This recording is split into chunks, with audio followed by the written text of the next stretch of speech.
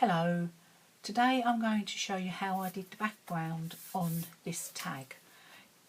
This was very much a learning curve for me when I did the background on this one because I'd never worked on acrylic before with the Gelli Plate, and first of all I did it and all I ended up with when I looked at the right side was that, which is just a blank blue background. And at that point, after I cleaned it off, I realised you needed to work in reverse like you do when you've stamped a focal image and then you want to mask it off to do all your stamping direct to build up your background around your main image. So I'm going to be showing you today how I did that. I'm not going to be recreating exactly this background because I'm going to go for more of a steampunk look with my finished tag. I'm going to be using an acrylic tag from the That's Crafty Surfaces range. I'm going to be using a number 10 tag. These tags do come with a protective film on both sides of them, so do make sure you remove it prior to decorating your tags. This is the tag I'm going to be using. As you can see, I've taken off the protective film and now it's a very, very clear tag. I'm going to start off with a little bit of dry brushing. The inks I'm going to use are Fresco paints by Paper Artsy, and because we are doing the reverse of the tag, everything we do we'll be looking at from the front. When I first did this, I made the mistake of layering it up like you would normally layer up a tag. I put on my first thing and then I built all the background up, and when I flipped it over to look through the other side of the tag, which was going to be the front because I was going to layer glossy accents and other elements onto it, all I could actually see was the pale blue background because everything else was hidden underneath. So I learned from that to think very carefully about the order of things and the order you want them to be seen in on your tag. So I'm going to start off with my main focal image on my background, and that's going to be a stencil. Because it's going to be seen from the front of the tag and you're working on the reverse of it, you have to think it's going to be seen like that. So when you lay it on your tag to stencil through the colour, you want it back to front. Otherwise, when you flip it to look at it, your image will be back to front. But laying on the stencil back to front, when you flip it, it'll all be facing the right way. I'm going to use quite a dark colour to start with, and I'm just going to dry brush this through my stencil to get a good coverage. The Fresco finish paints dry very quickly, and because they have a chalky finish, they are ideal to use on acrylic tags or any other acrylic surface really. You can use other paints, but you will have to seal the surface of the acrylic item you're using first of all with multi-medium to give it a little bit of tooth for the paint to grab to, otherwise it will split over the surface a little bit. And carefully take that off, and when you look at it from the other side you can see the image is facing the right way. I was a bit heavy-handed with the paint and so it's gone through the stencil a little bit. So now I'm going to lay that back down, move my stencil out of the way, and I'll just give that a little bit of a dry with my heat gun. Do be careful when you dry things on acrylic that you don't get too close to it, otherwise you'll end up distorting the acrylic a little bit. I'm going for a bit of a steampunk look on my background of my tag, and I'm going to build up my surface with stencils and the Gelli Plate. I'm going to use the little circle Gelli Plate from the Gel Press Petite set. This is about 3 inches in diameter, and I'm going to apply it to an acrylic block. This acrylic block is about 3.5 inches across, and it's just a nice size for it.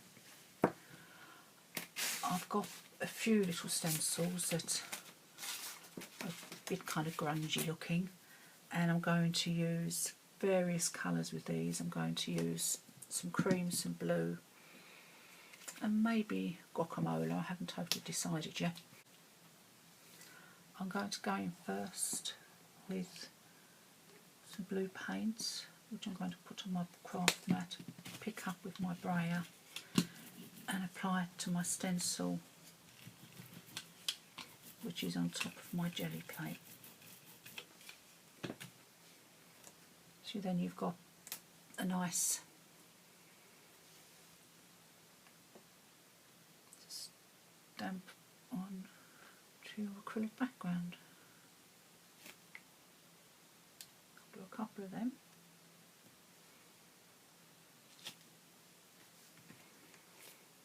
That's it from the front.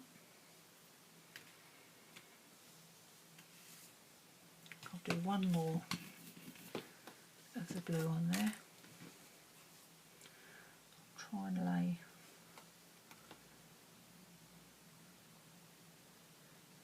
back over where it was to get a good image again. Layer the paint on. This time I'm going to go downwards in this corner. I'll give the Gelli plate a bit of a wipe.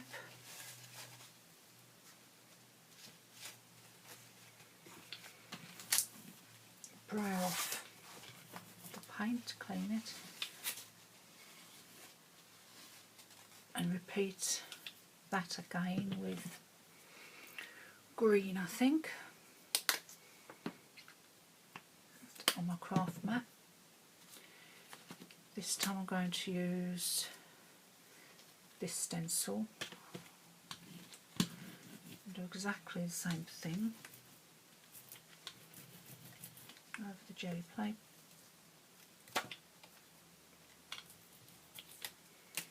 It is covered.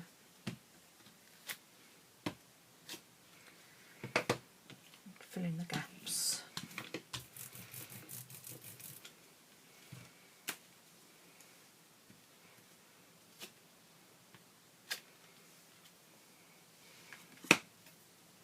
That's what we've got so far. What I'm going to do now is move on to the larger Gelli plate to completely cover my background. Use that side, it's cleaner. A little bit of cream paint on my Gelli plate.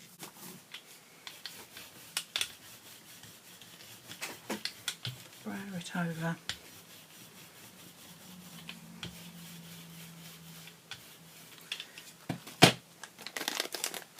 To cover. That's clever, I've just got dirt on my front of my tag.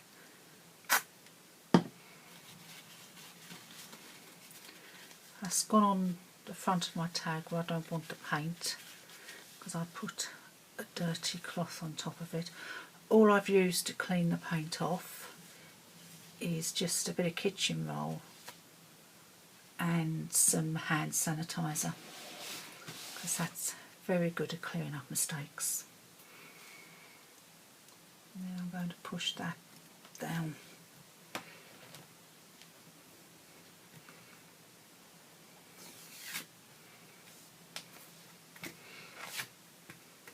And just pick it up until I've got a good coverage of cream paint on it.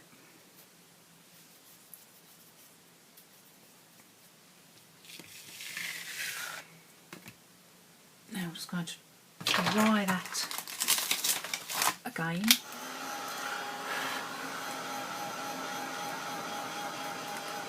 Again, don't keep your heat gun in one spot too long,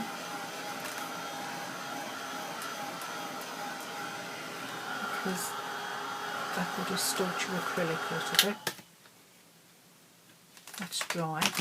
All I'm going to do now to protect the painty background is just give it a quick coat over with matte medium. If you don't do this, you might end up with your paint getting scratched off. Once the matte medium's dry,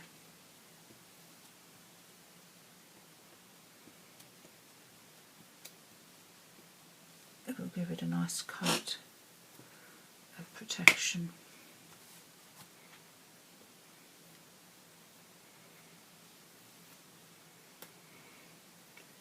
And that's just the basic painted background layered up. You started off with the first stencil, which was your focal point, and then just added up the others. As you see, I went from darker to not quite so dark and then to light, and finished it off with the cream in the background. And all you can really see on the back is the cream. You've lost any detail from the front. Obviously this is just a quick show you so you can see the type of thing that it ends up looking like, but obviously the more stencils you use, the more you can build up your layer, and this is just one side of your tag. Now you can go in on the other side and decorate it, and you end up with quite a nice, I don't know how well you can actually see that, but because they're quite thick acrylic tags, you get quite a nice 3D and a feeling of depth with it. And what you can do, I haven't tried it yet, but what I think I might do is do one tag, do some stamping on this one, and then do another tag and stamp on it and build them up. And that way I think you'll end up with a really quite nice 3D effect, perhaps with 2 or 3 tags layered on top of each other. And this obviously will be your basic background at the bottom of it all. I hope you find this a little bit helpful, and it might avoid you making a few of the mistakes that I made the first time I tried it.